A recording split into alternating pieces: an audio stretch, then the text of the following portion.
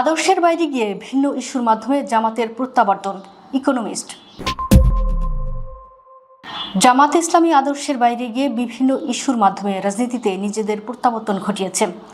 আমির doctor Shafiqur রহমানের অধীনে দলটি ধর্মীয় পরিচয় এড়িয়ে এন্টি এস্টাবলিশমেন্ট প্রথা বিরোধী পরিচিতি তুলে ধরছে।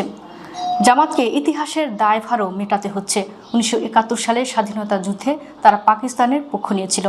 এছাড়া 90% বেশি মুসলিম অধ্যুষিত দেশ হলেও এখানে মধ্যপন্থী ও ধর্মনিরপেক্ষ রাজনীতির ঐতিহ্য রয়েছে।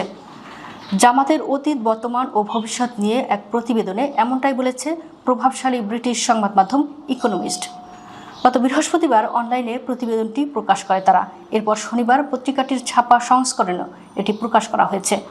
প্রতিবেদনে বলা হয়েছে, বাংলাদেশে 24-এর গণঅভ্যুত্থানের পর সবচেয়ে বড় বিষয় ইসলামপন্থীদের উত্থান।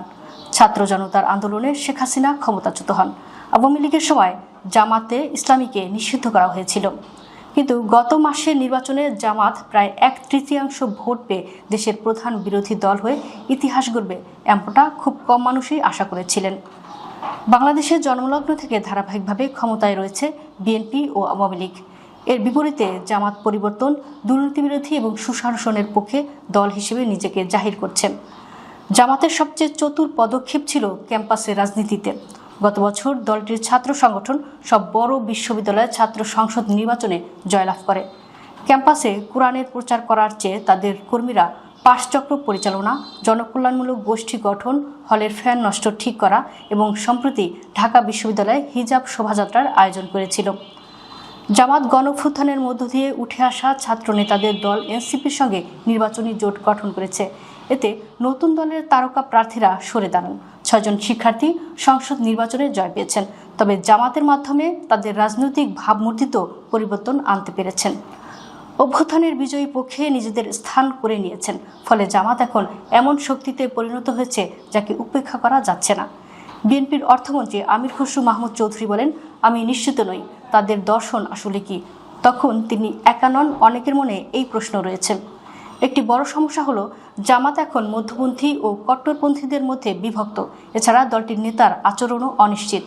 মাঝে মধ্যে শফিকুর রহমান নির্ধারিত বক্তব্যের বাইরে গিয়ে এমন সব কথা বলেন যা বাংলাদেশের নারীদের রাজপথে নামতে বাধ্য করতে পারে। যেমন একবার তিনি বলেছিলেন, স্তন্যদানের মতো জৈবিক প্রয়োজনীয়তার কারণে নারীদের রাজনৈতিক নেতা হওয়ার কঠিন।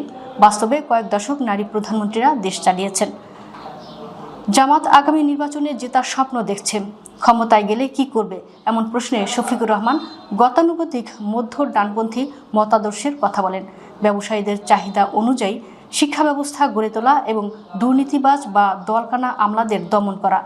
তিনি জোর দিয়ে বলেন, শরিয়া আইনের প্রতি জামাত অঙ্গীকারবদ্ধ। এটা মূলত ন্যায় বিচার, জনকল্যাণ এবং ক্ষমতার সংযম নিয়ে।